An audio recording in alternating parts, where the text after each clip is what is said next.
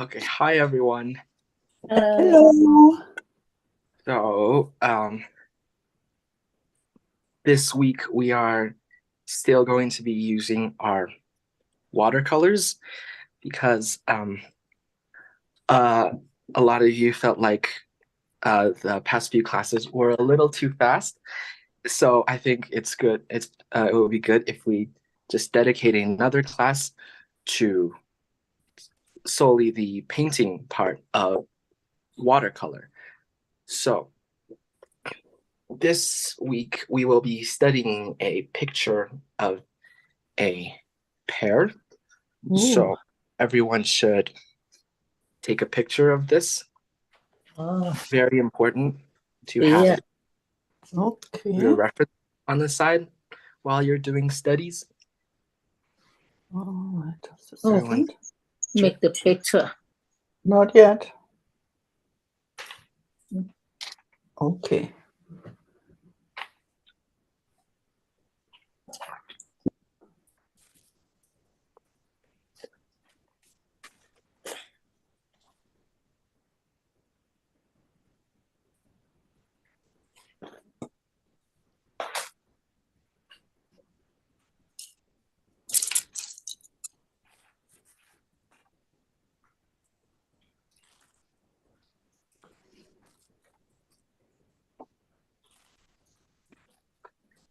so everyone should also be gathering their materials.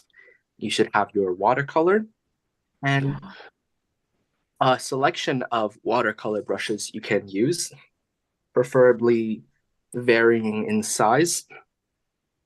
And of course, a pencil, pencil to do the rough outlines. I will leave the picture up for a little longer so everyone can take a picture. Okay. It's not going to be easy.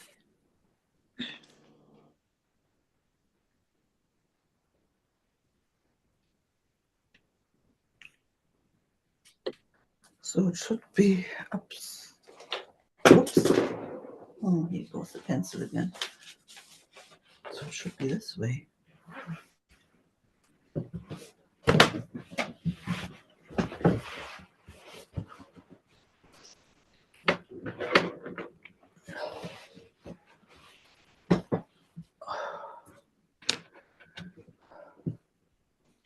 Okay. Does everyone have a picture? Yeah. Yes. Okay. Now we will start on this drawing. So, since the pear is a very pretty simple shape, it won't take us very long to mark down to make a rough sketch. So hopefully we can get into the watercolor part much quicker this time, so we have more time to color, do our best with the coloring. So first, you see that the pear, it's a pretty round shape. So the main part of the pear is basically a circle shape. So we will just draw a circle.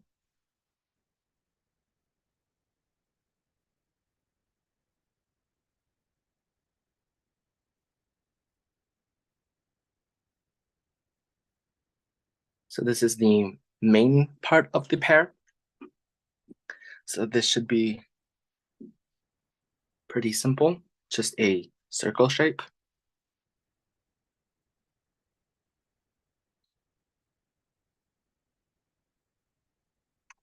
And then from here, we can draw another arch, a arched bump shape here on top.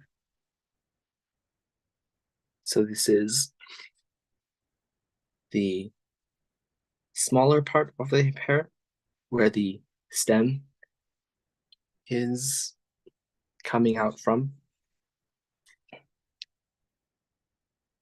So this is the shape you should have right now. It looks like an upside down light bulb almost. So this is the shape you want to have.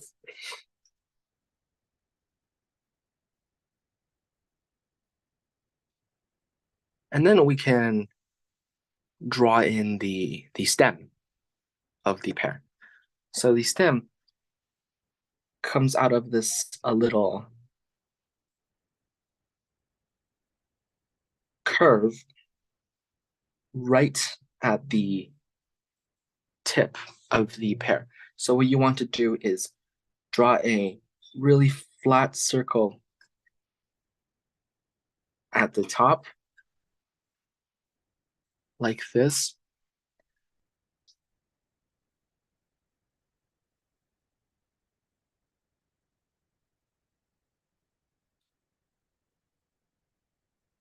And then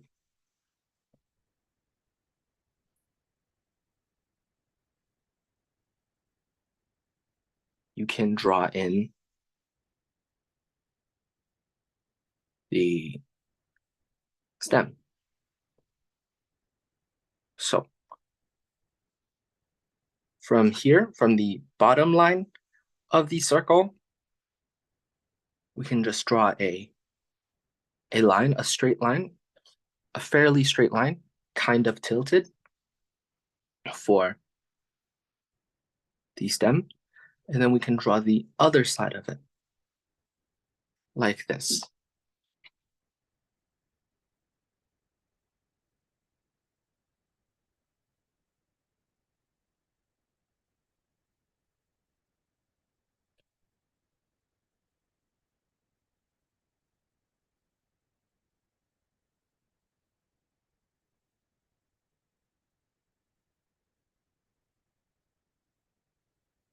So after this, we can draw in the curve of the stem.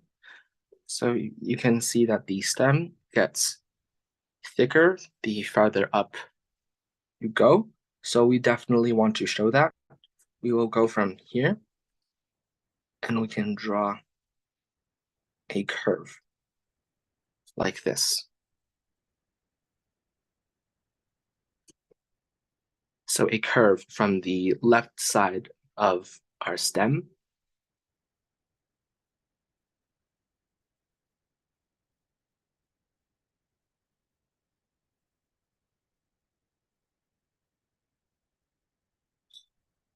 And then you can draw the other side of the stem.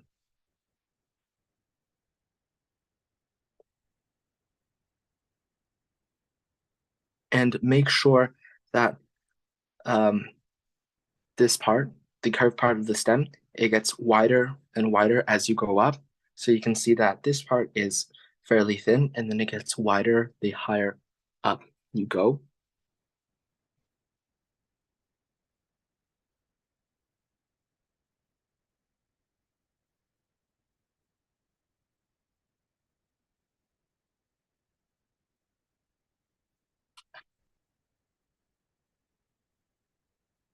And then you can connect the two lines to close in the stem. And you can see that I didn't just draw a straight line, I drew a very, very uneven curved line.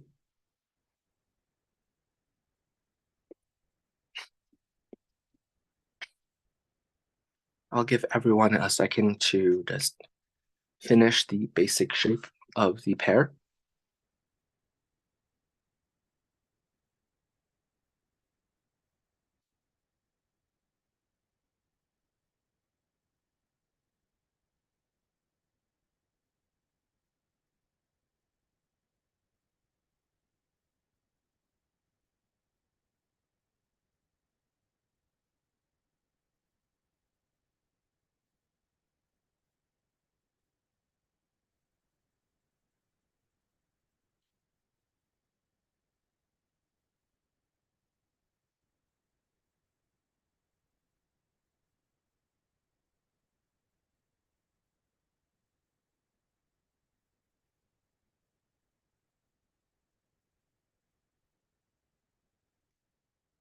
So after this, we want to make our pear a little more realistic.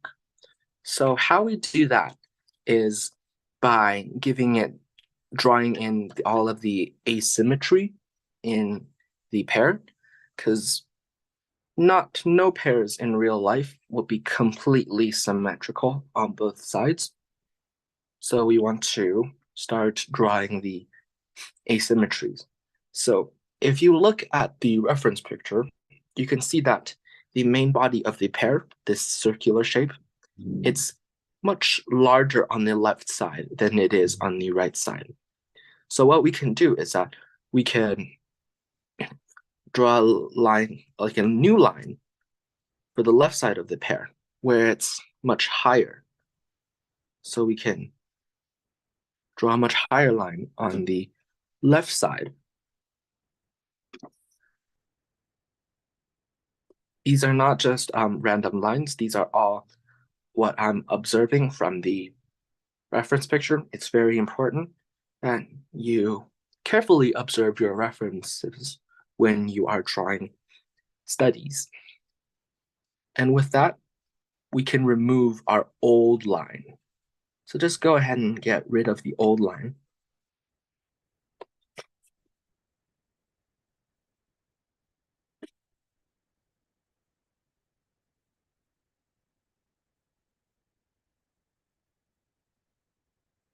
Like this.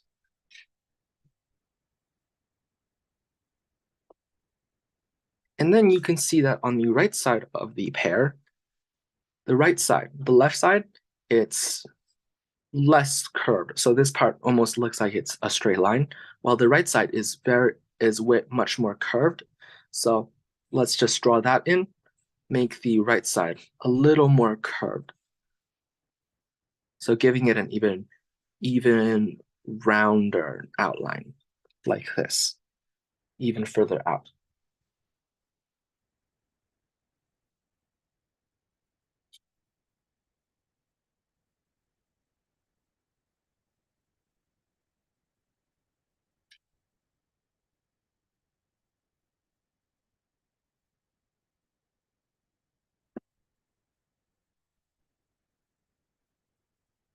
I'll give everyone another second to draw in this part.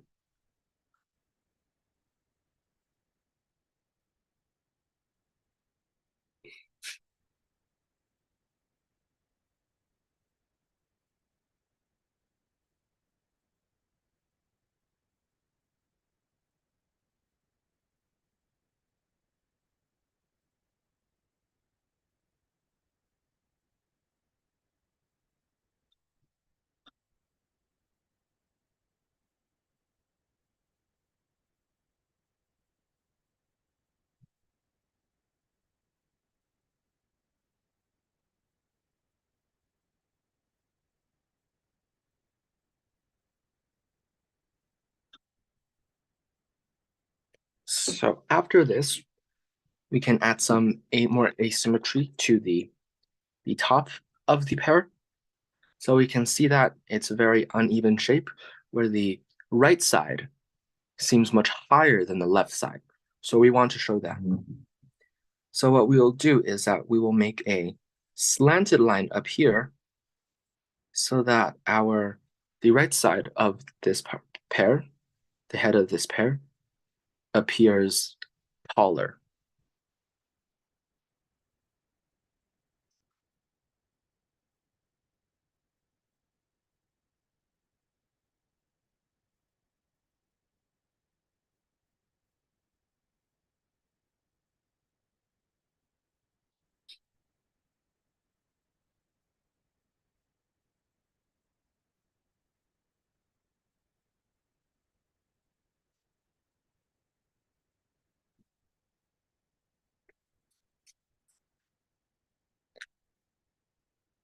So once you have that,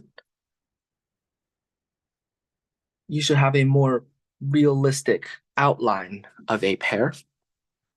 And so we can direct our focus onto the surface of the pear facing us. So if you look at the reference picture, you can see that you can very clearly see all the unevenness, all the bumps on the pear. So that we definitely want to show that. One specific bump is to the center left of our pear. Draw a curved line like this. And then just draw in the general shape. It's like this shape here. This is one bump that we can see very clearly from the shadows in our reference picture. So just very lightly draw this in, just to give you an idea of where the bumps are. And there's another small bump up here, and one up here, like this. And then there's a big bump over here.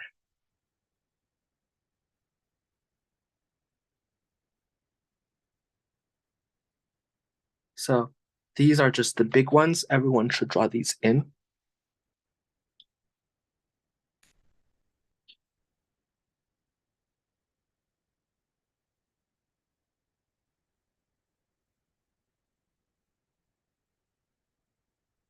This will help us with the shadows and highlights later on.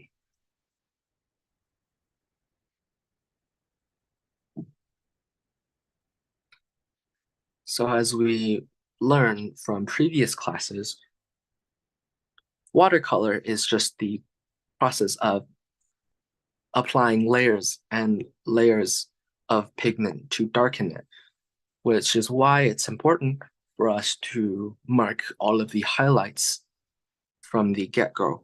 So aside from the contour of our pear, we also want to circle the points that are the brightest so we can leave them out while we're painting so that they will act like light reflecting off the pear. So you can very clearly see at the center of the main body of the pear, there is a line of highlights. So you can see that there are a line of highlights across the middle. So what we can do is just draw their general shape.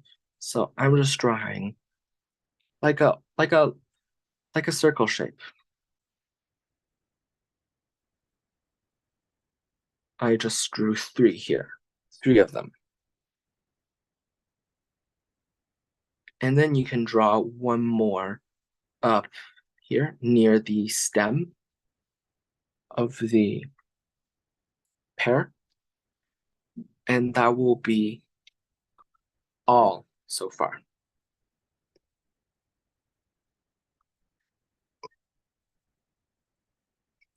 So just these points where we are leaving it blank.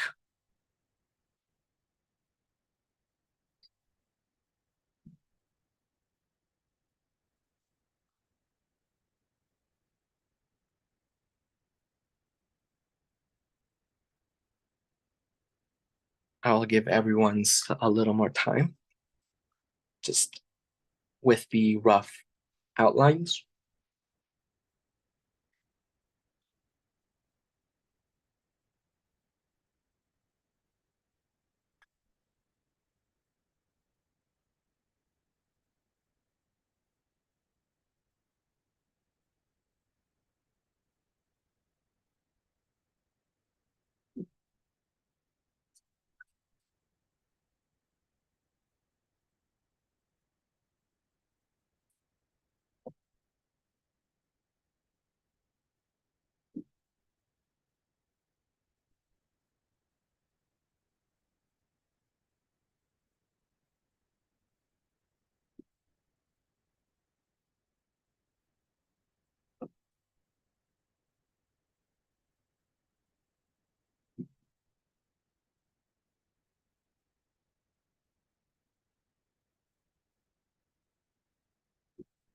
I will give everyone just a little more time.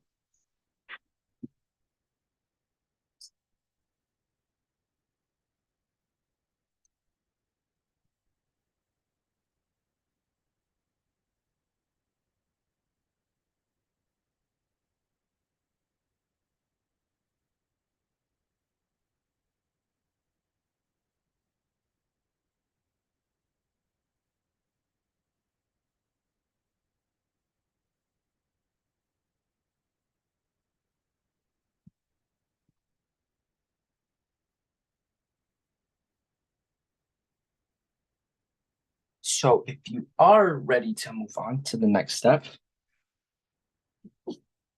you should have your watercolor and your watercolor brushes ready and a palette or a piece of paper for you to mix and test out your colors, as well as a piece of paper towel or anything of that sort that you can use to dry off the excess water on your page.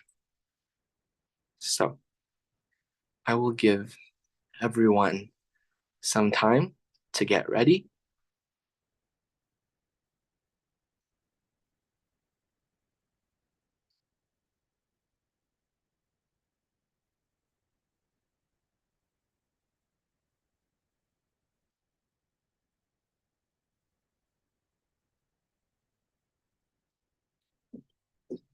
Okay, so if you look at our reference picture, you'll see that the pear consists of two main colors.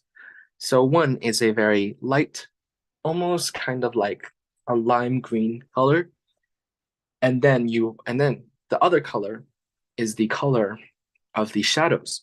So you see that this particular pear has very reddish colors in the shadows, and also red color, very dark red color, almost brown in the stem. So these are going to be the two main colors we use. So to mix the green color, if you have, like always, if you have a similar shade that you can use right away, that would be great. You can use that. But if you don't, how you want to make this color is by taking some of your green, so like a regular green color.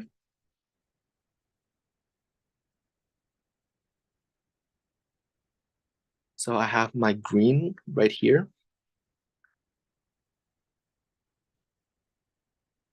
And just adding some yellow to it.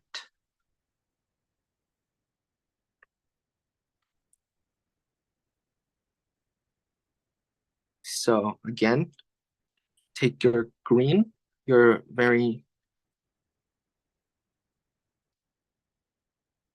normal shade of green, just a regular shade of green, and adding some yellow to it until you get this very yellowish, almost like lime green shade.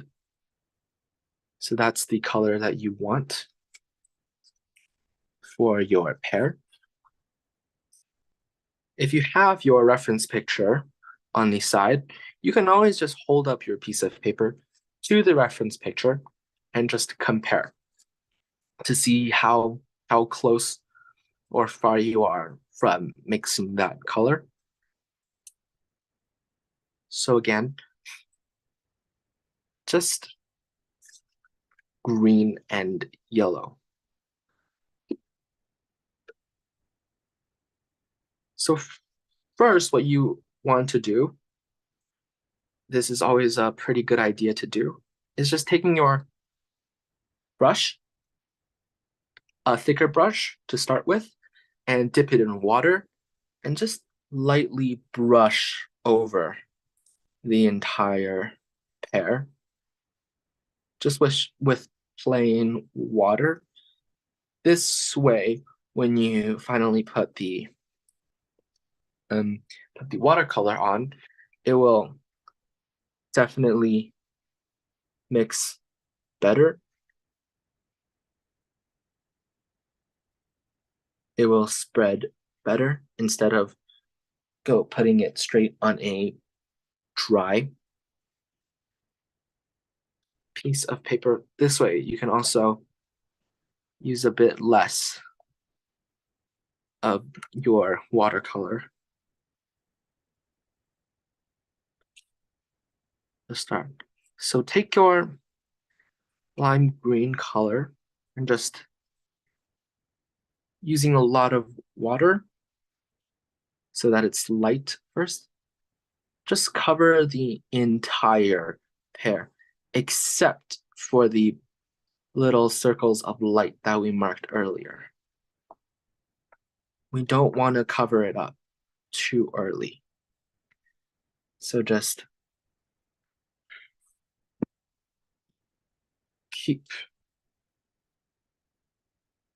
brush one layer of watercolor.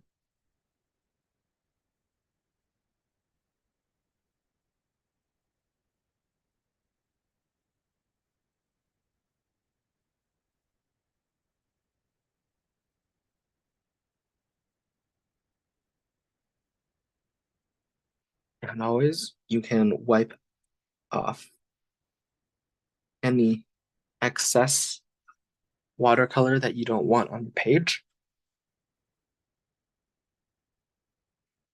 So just one very light layer of our main green color. Since the color is very light at first, it is completely fine if you cover up any of the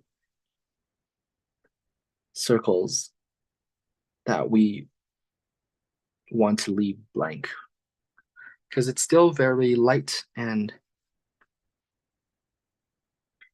it won't make that much of a difference.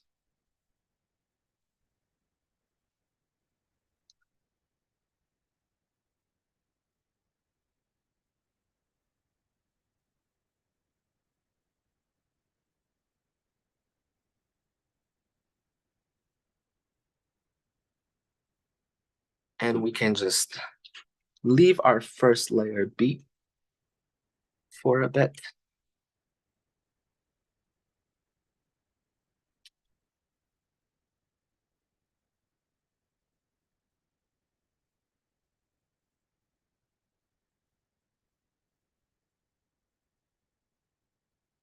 And hopefully you'll have a smaller brush that you can start using for the next parts.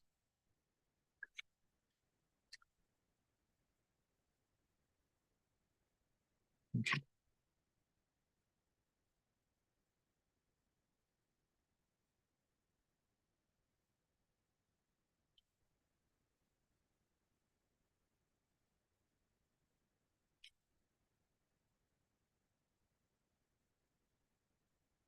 So if you're done this first layer, you can go in with your green color again. So it's green and yellow mixed together until you get a nice shade of green for the pear. And so this time we want to go in with a little less water this time. So I will start from the parts that are darker. So as you can see that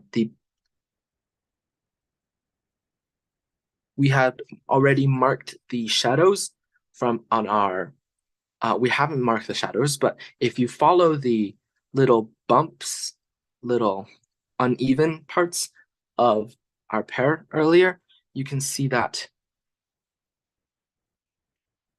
it gets darker near the bottom.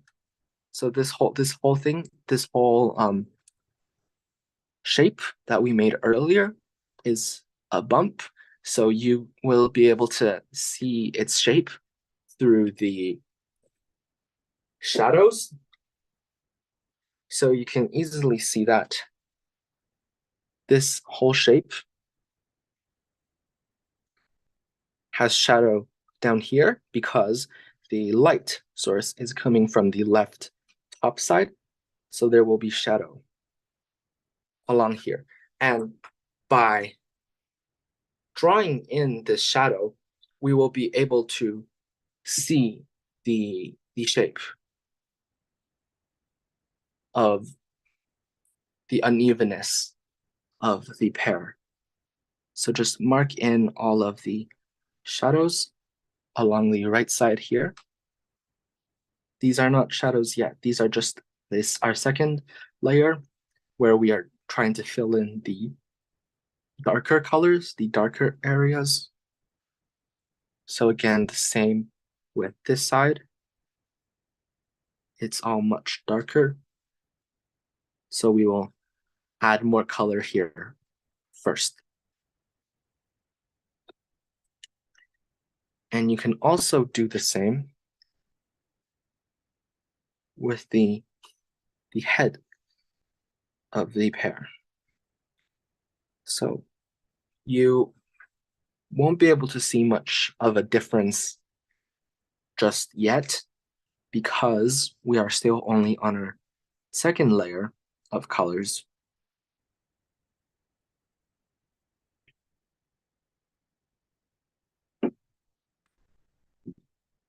And we can leave the second layer here.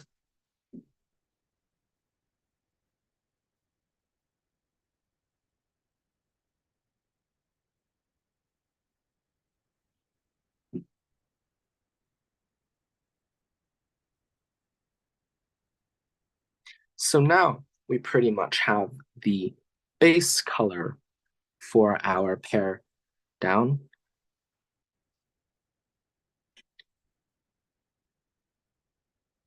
So what we can do is mix the color that we will be using for our shadow.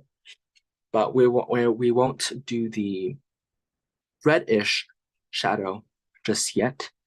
We will be putting the shadow for the parts of the pear that are still in the light.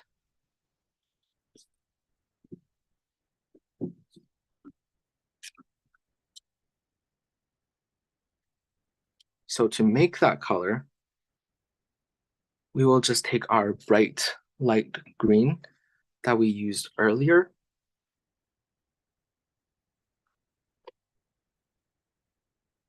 and just add a little bit of black to it so that the color loses its vibrance and appears much more dull. So that is the effect that we want for our shadows, is that they are less saturated colors because less light equals less saturated colors. So the parts of the pear that are in the shadow, especially the green parts, we have to make a distinction. So I'll be using this color. So it's like a less vibrant green color.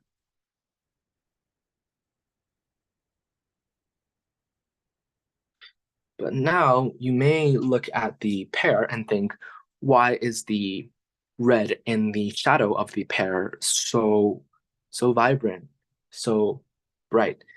It's because light, usually when you look at still lifes, so like objects, when you draw them under and they're like still, so they're not moving, you can sometimes see, especially on shapes like on circular shapes like a sphere, you can see that there are bounce lights. So they're lights coming from the opposite direction of your light source that has been bounced off of another surface, so maybe like the table. So we can assume that the red here is a reflected light from the light source back onto the pear in the opposite direction. That's why it is so bright and vibrant. So if you are done coloring in the pear, you can start with your darker green color and just mark all of the areas of shadow that we mentioned earlier. So just color in the areas that are apart, that are in the shadow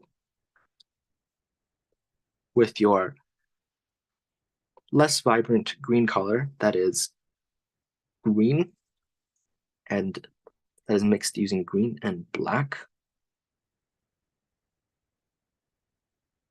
And just use this to color in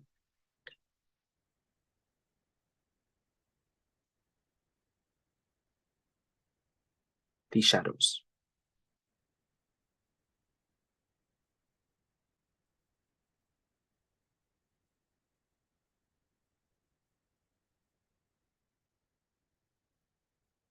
Even just darker areas like up here along the top side of our pear. So not just shadows, but also areas that are just relatively darker compared to our main base color that we've chosen. And just keep going. Add more and more until it feels like shadows.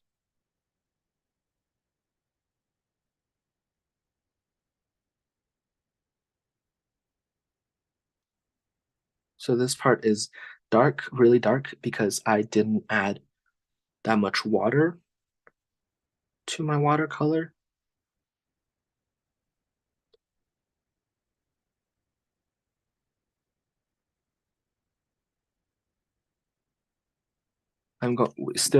But we're still going to leave this back area blank so we can add in our red bounce light on later on. So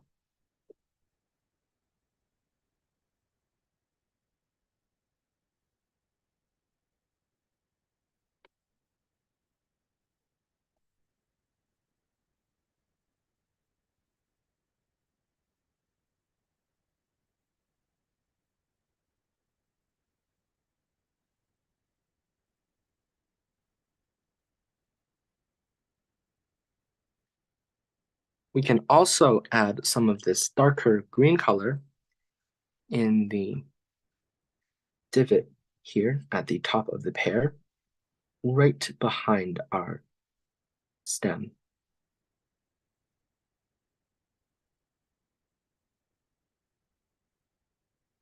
Like that. I will move the light just a little out of the way, like that, to show that. And you can see that I drew it with a little bit of curve just to show that it is a dent inwards.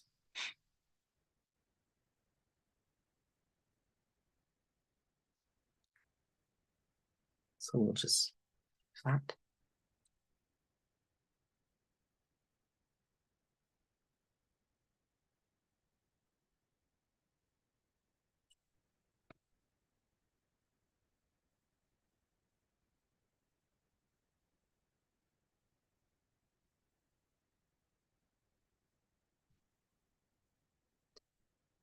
And we'll give everyone some time to just fill in these areas.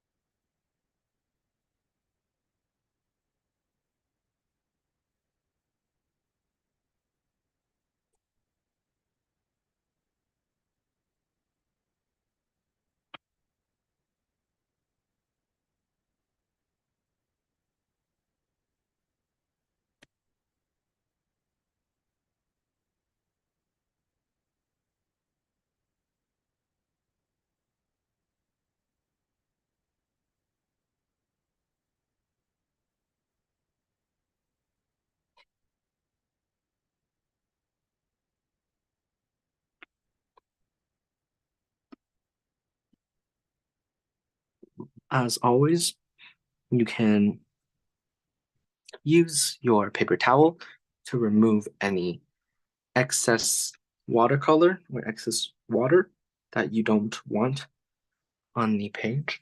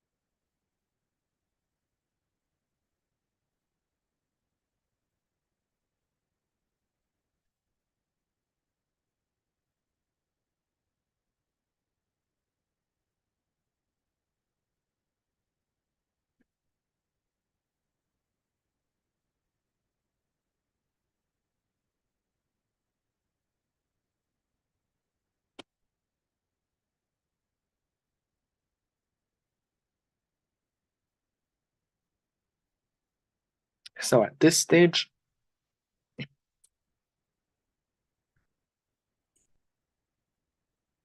this is pretty much what you should have.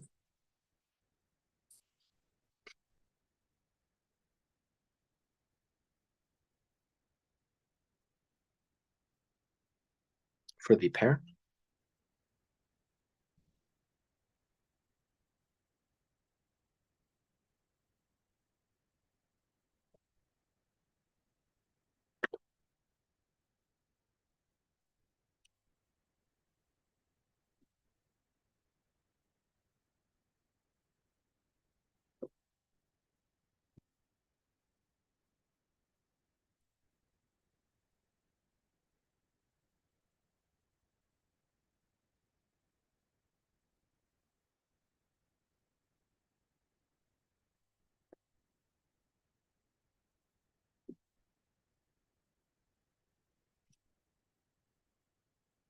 So after this, we can start on the red shadows, red parts of our pear. So this color can be mixed using red and orange. So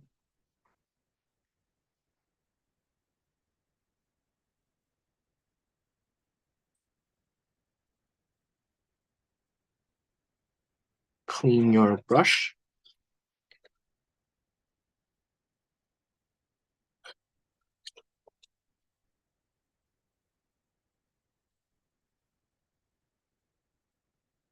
And using red and orange, you can create this very, very warm red tone like this. That could even use some more orange. So just a very orange, very bright orange color. Orange red color. It's not very bright, it's just very saturated and vibrant. So again, we can just, at first, you always want to just use more water so that it will spread, and just fill in this lower circle, lower area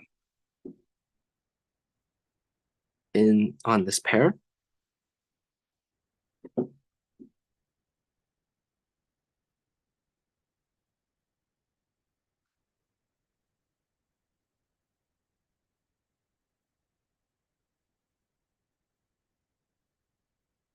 and also up here,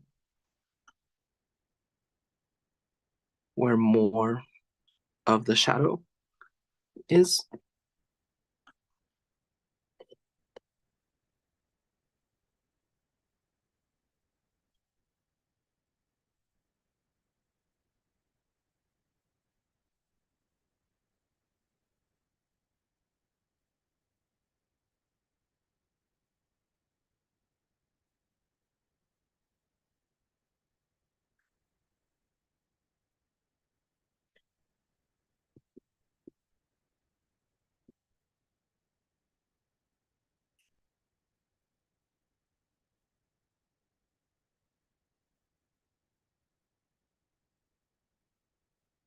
So also up here on the parts of the shadow.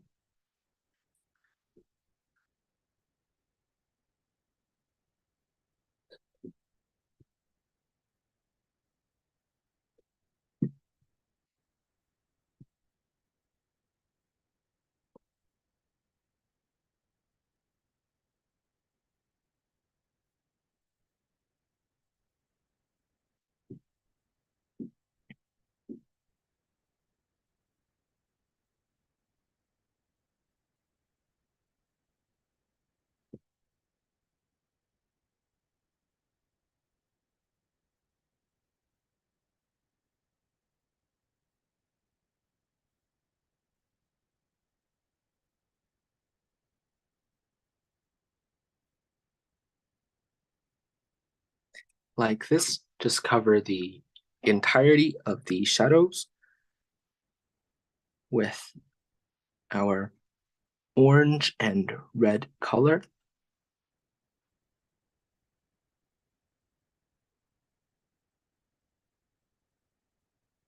And also up here, right on top of the main shape of the pear.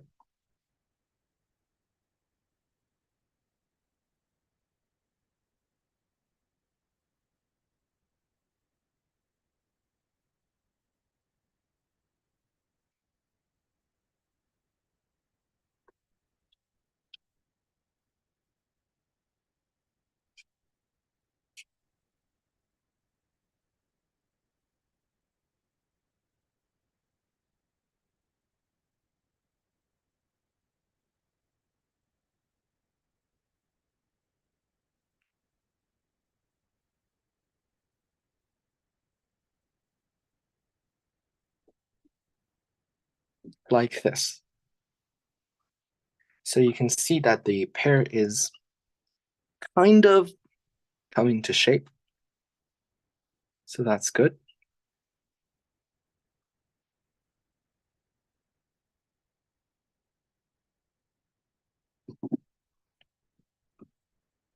So now, while we wait for our hair area to dry a little bit, you can start mixing for the color of the stem.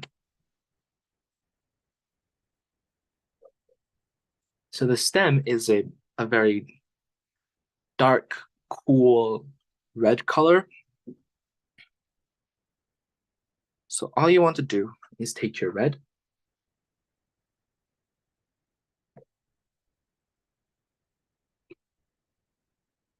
and add some black to it.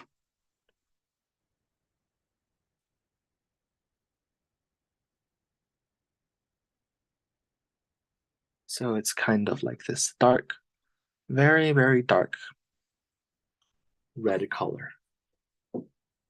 And notice how when you look at the stem, there is very, very distinguishable line between the shadow and the light. So we also want to incorporate that. So we'll just add a light layer of color first. So just a light layer.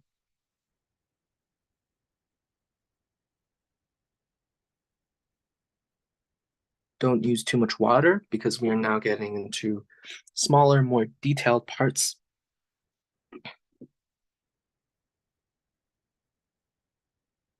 And then also don't use too much water.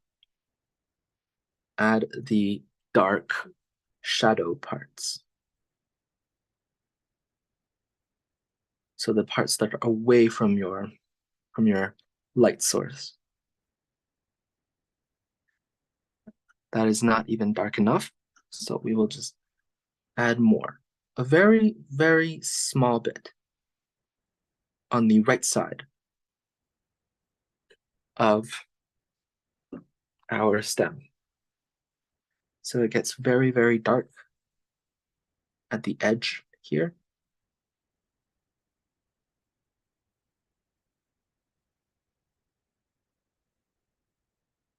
And then you can also see that there are some unevenness at the tip of the stem.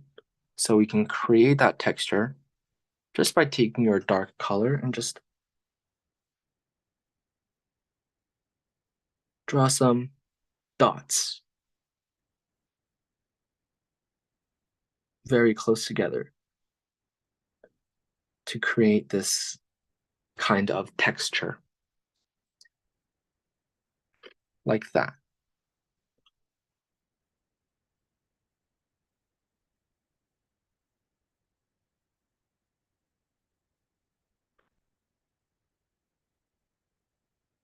So I will give everyone some more time to just draw this in.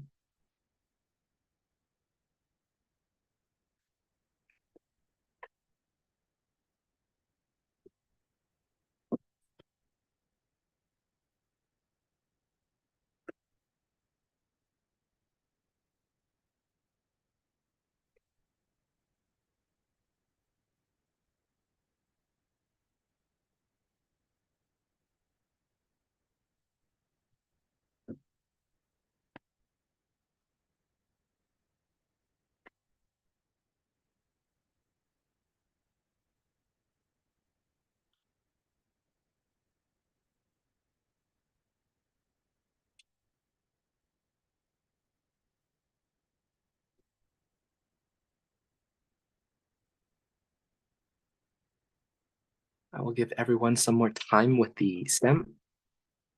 It is pretty small and detailed, so just take your time with it.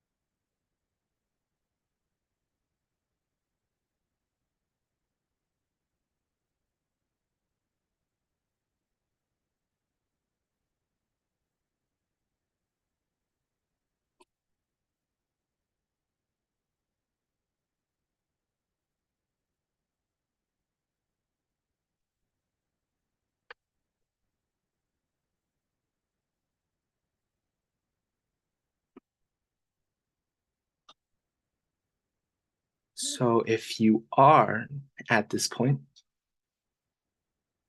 we can start to mix our colors for the shadows so we can provide even greater contrast.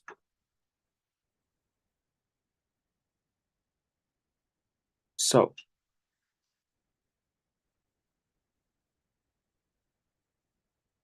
to mix our darker shadow color,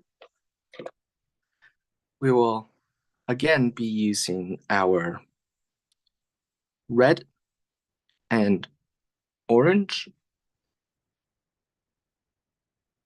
So mix your red with your orange to create this very warm red tone.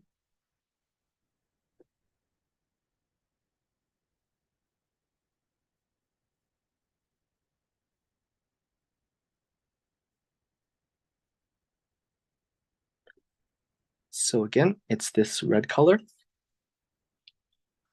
And now this time, to make it even darker, we want to add some black. So it's very, very dark red color. So with this color, we can start getting into the details in our shadow. So we will start from the top, clearly following the reference picture in terms of the details. So we really want to follow the reference picture this time, and I will be switching to a thinner brush to give me more control, the more detailed we get.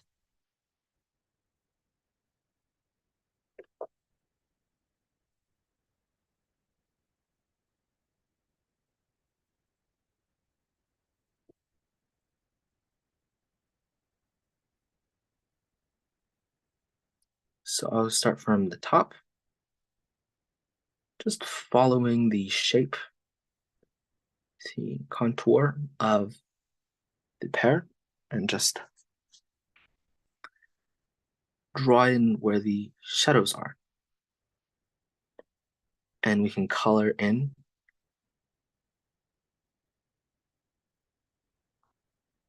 behind.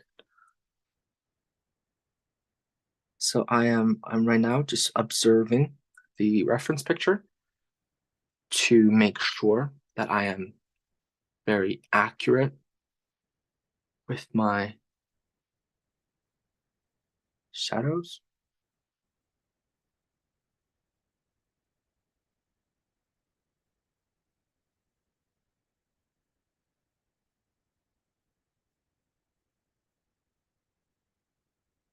So just be careful and draw in the details slowly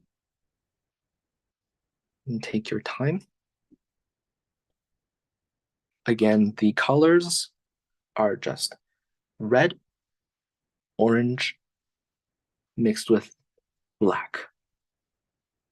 And since we are getting into the details, you'll want to use less water so that the colors can actually be dark and vibrant enough. So right now I'm just using the darkest tone and just marking in all of the areas with the darkest shadows. And then later on, we're going to fill in the areas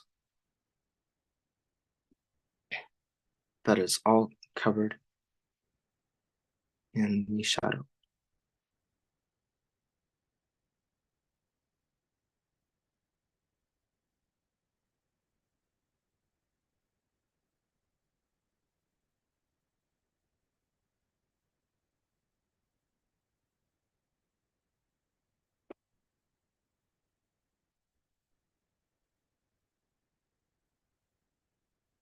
So just fill in the darker areas first.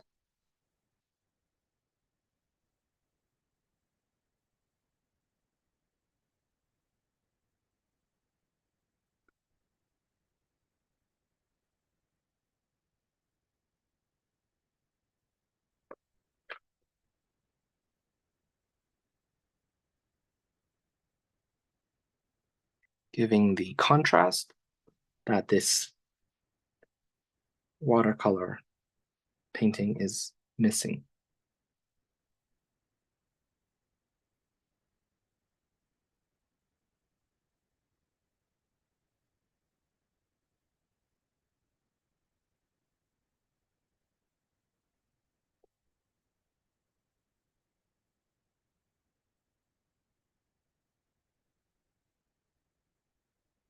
So notice how the darkest parts of the shadows are the areas where the light part of the pear and the dark part of the pear meets.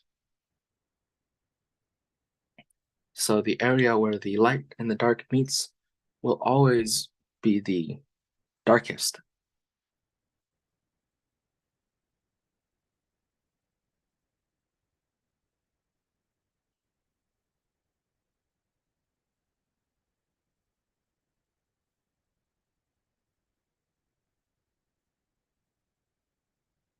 So now that I have the darkest areas marked, I can go in with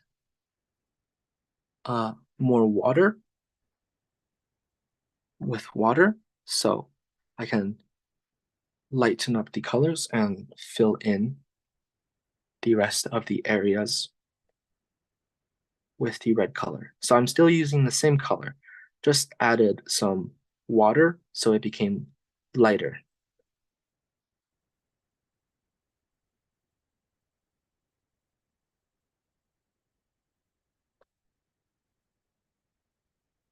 So now I'm just filling in all of the parts in the shadow.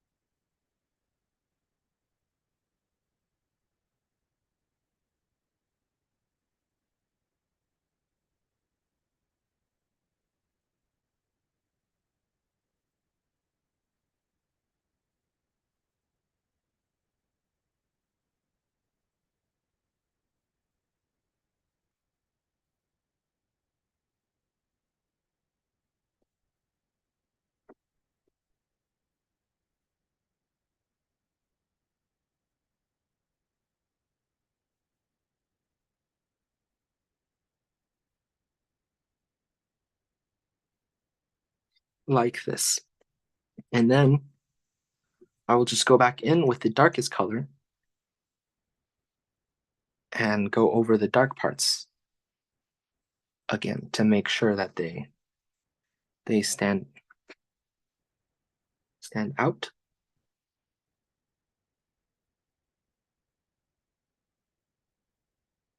Just go through with the dark color, following your reference picture. You should always look at the reference picture once in a while, if not all the time. So you can make sure you're on the right track.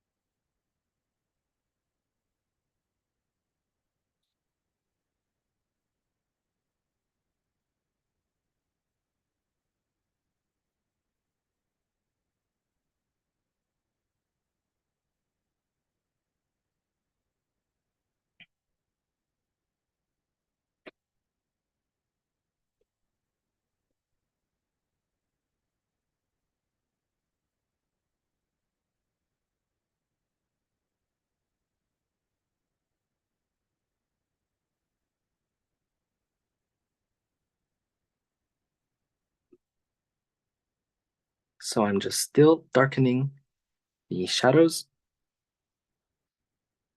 with our dark color. Again, it is red mixed with orange and some black. Keep adding black until you think it's the right shade. You can always color it on a piece of paper and put it against your reference to practice your accuracy in terms of mixing the colors.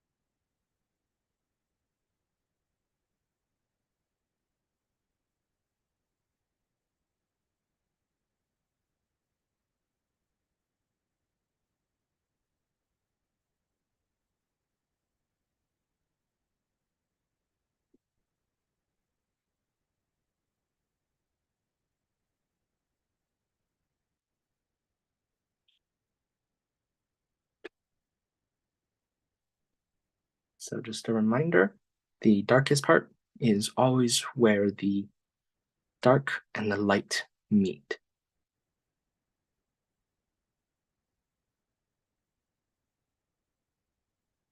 So that's where the pear needs to be the darkest.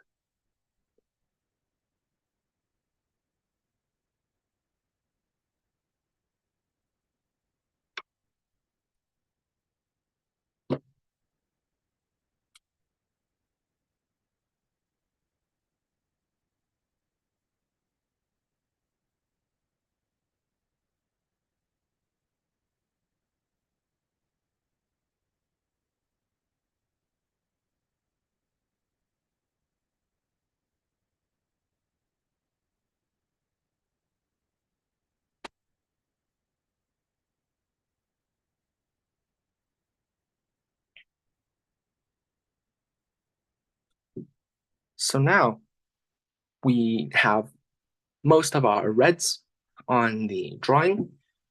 So we should go and add more green to the left side because it is missing a lot of the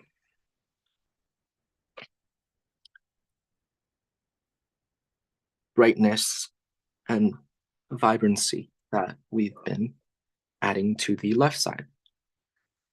So again, our green colors are green and yellow for the pear, and then we add green and black for the shadows. Make sure the shadows are not too dark because we don't want to add too much and overpower the shadows we already have. So again, this color is just green and yellow plus some black. And I will fill in all the parts where it's lacking some of this green color.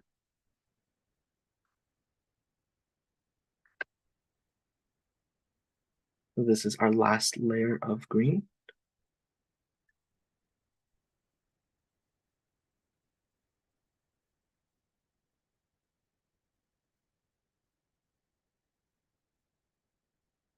So again, it's black, green, and yellow.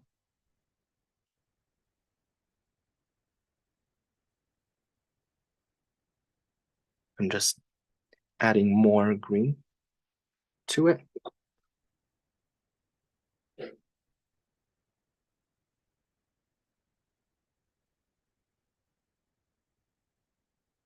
Adding more green to the pear.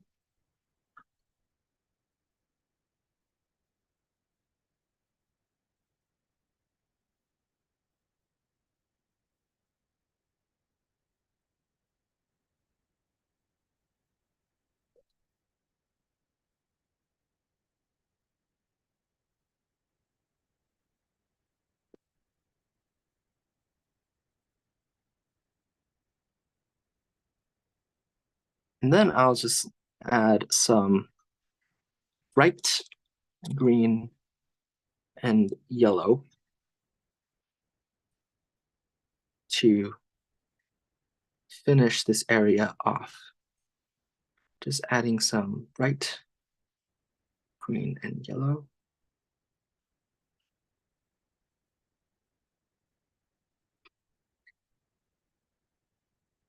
Final touches.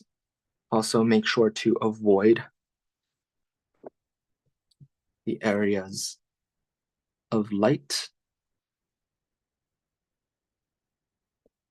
that we made at the beginning.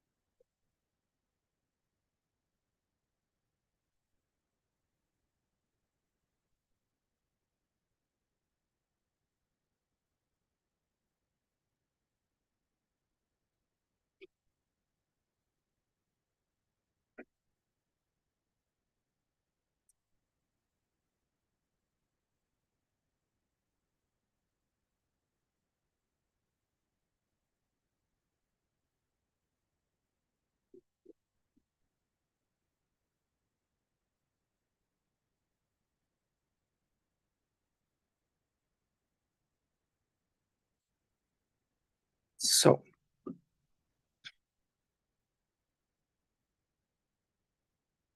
if you're at this stage, you are pretty much done with the general shape and shading of our pear. So what you can move on to is the details, which is all the little dots around the pear, which can be kind of tedious to add. So you don't have to worry about that now. You can always add them later on when you have the time, but I will just demonstrate them before we leave this pear alone. So for the dots, we are going to be using our red color, the red color that we've mixed, which is red, which is a bright red color with our orange plus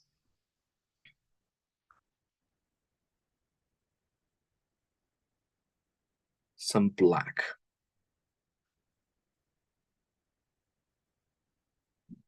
So I'm just adding some more here because I feel like mine is losing that vibrancy because it has too much black. Too much black can make your drawing, can make your watercolor appear just very dull, very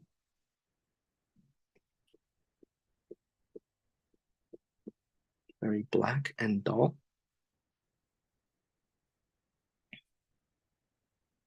So what I'll do is I'll take my orange, red, and a little bit of black and just start on these small details, small dots and details. Mainly this big detail near the top. So that part, it would be very helpful if you had a very thin brush so you can easily create these shapes. So these dots are very random, so you can be very free with it. You don't have to be too careful. Just careful by not making these dots too big.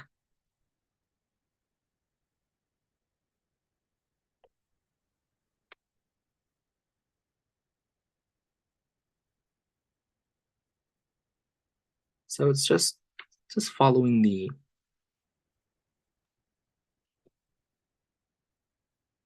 reference picture to know where to put these dots.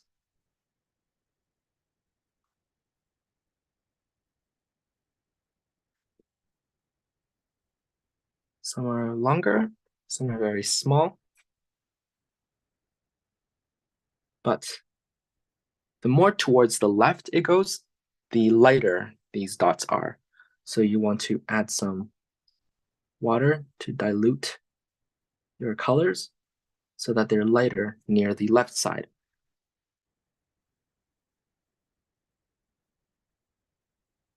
Or you can just add all of the dots all at once and just take your paper towel and just press down on it to make it lighter.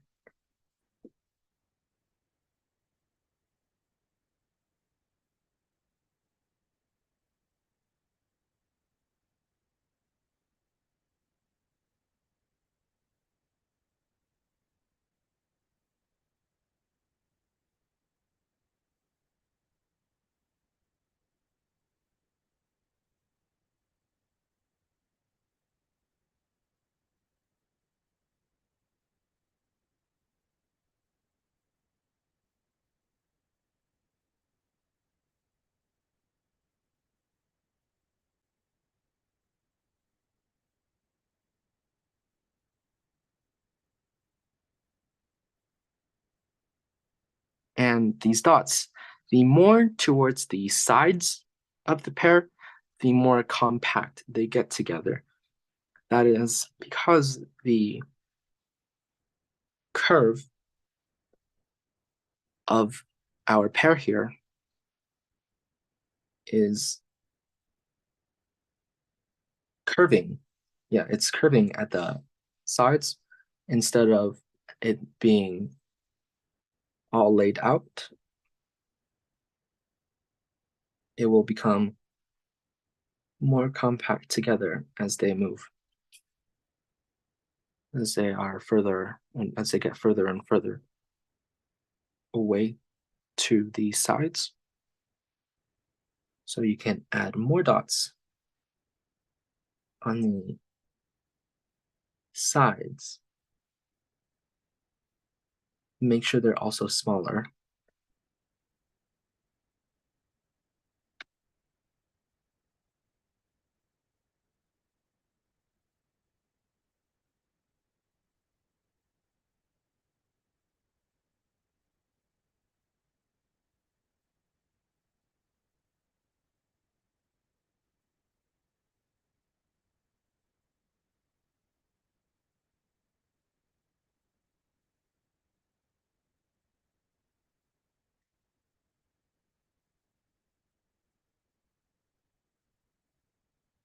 Try to cover as much of the pear as you can.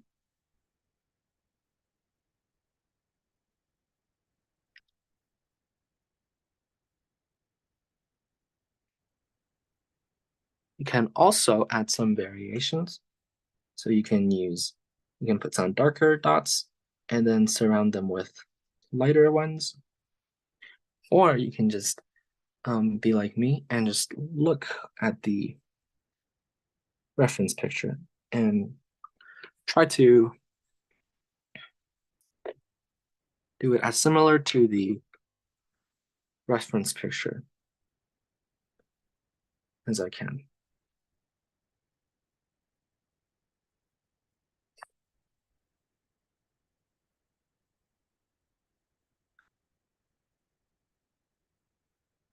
Okay.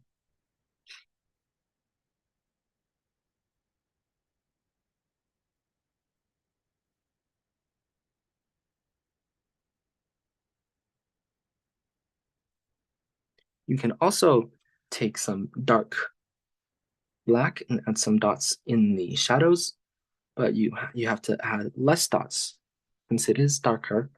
Most of them are hidden, so you can't really see them.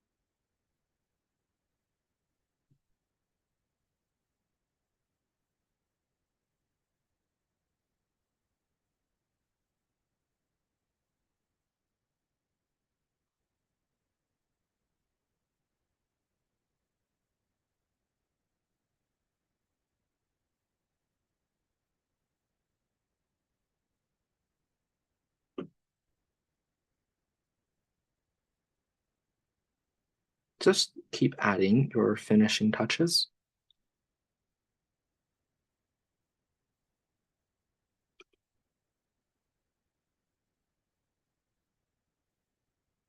Just compare your drawing to the reference picture to see what you are missing.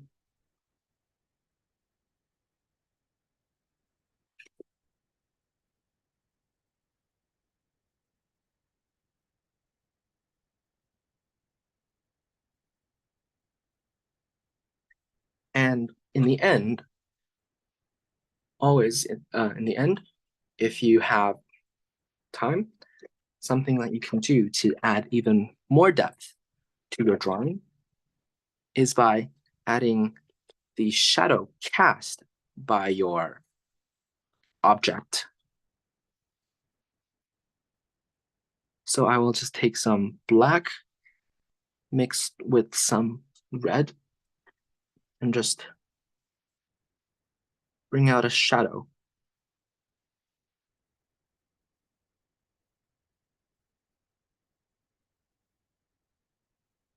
Cast by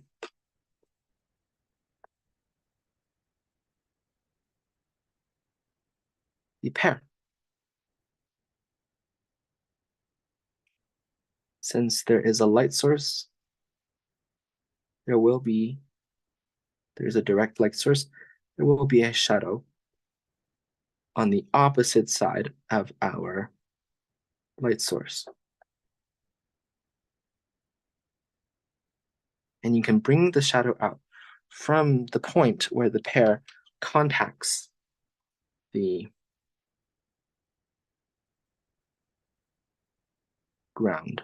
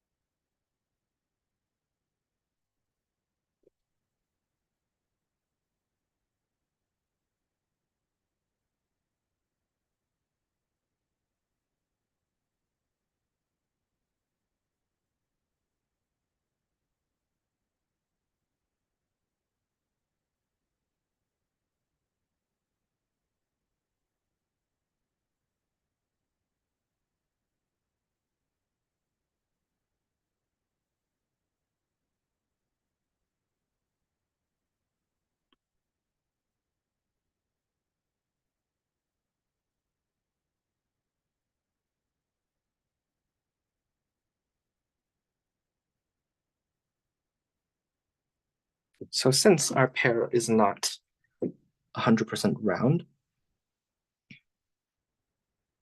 the shadow will also not be round. So we do want to add the little bump, the little head, and the pear up here, and even the stem.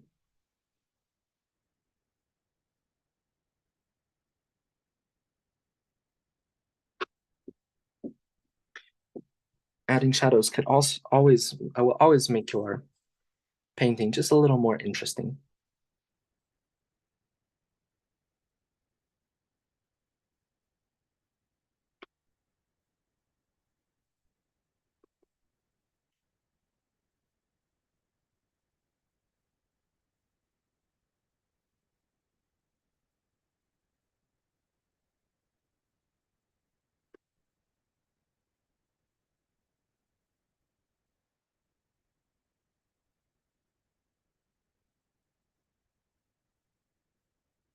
So it is 3 p.m.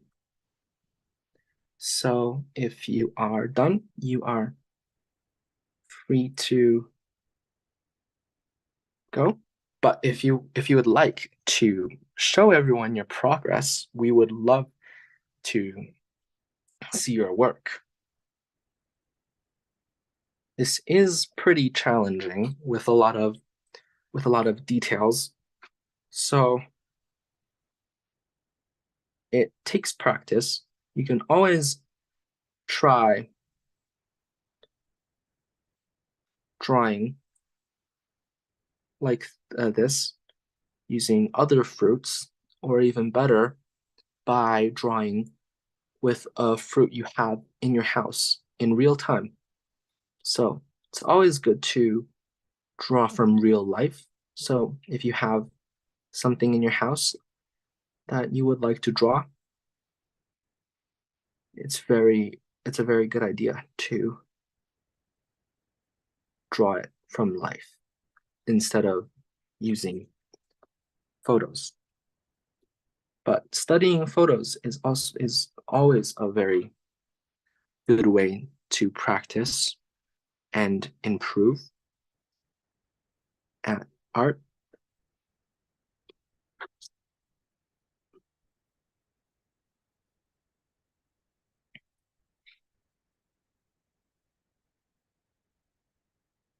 So this video is streamed on YouTube.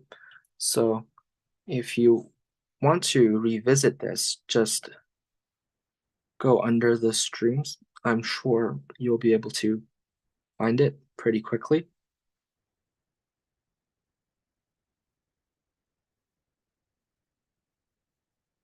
If you want to slow down the video and rewatch certain parts, you can always do that with the recorded version.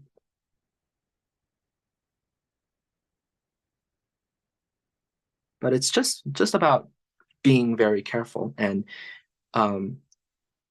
very carefully observing your reference picture. So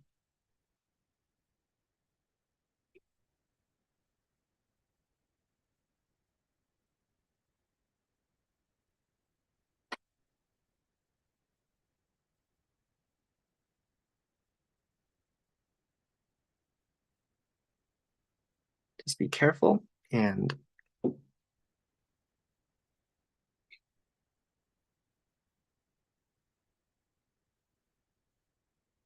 look at the reference picture.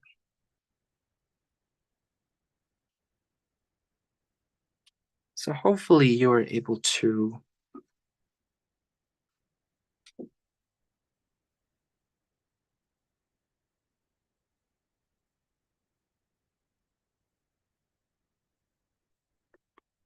complete most of this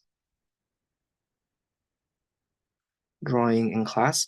I understand that there wasn't a shadow on our reference picture, but that is okay. You can try to draw it from imagination.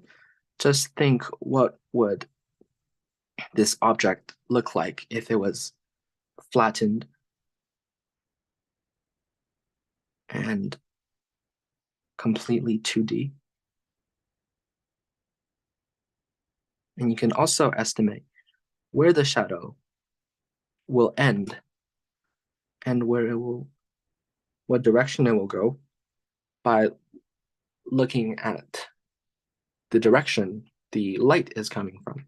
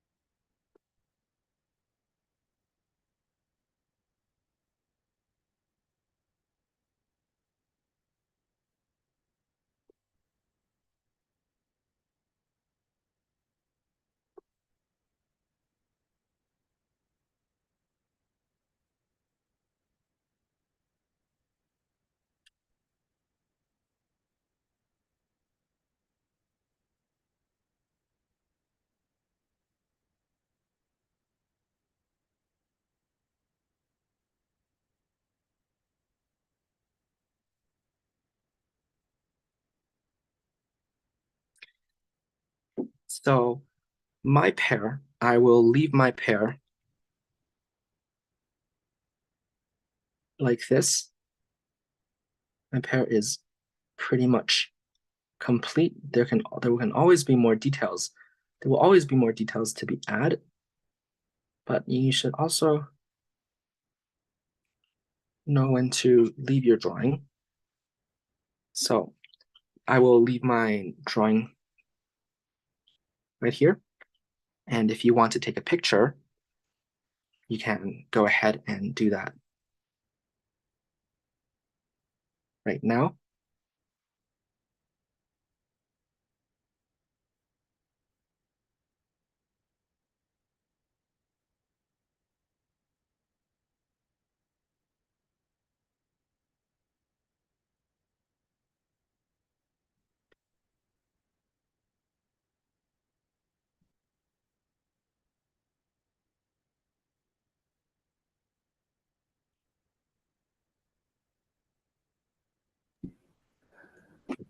Thank you, Sean. See you next week. Bye-bye.